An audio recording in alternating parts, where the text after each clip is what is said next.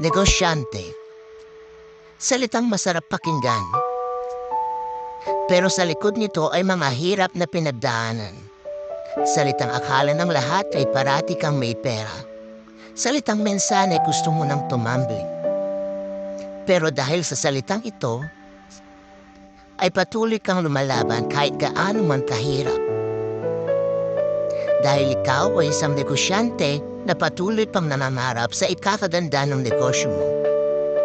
Hindi po ibig sabihin na may negosyo ka o nagne-negosyo ka mayaman ka na. Mayaman lang po kami sa pangarap at pananalig na mabago ang pagmulong buhay namin. Kaya bago mo isipin na mayaman na ang isang negosyante, malamang hindi mo alam ang hirap at pagod na pinagdaanan niya. Kaya sa mga negosyanteng patuloy lumalaban para sa kanilang mga pangarap, saludo po ako sa inyo.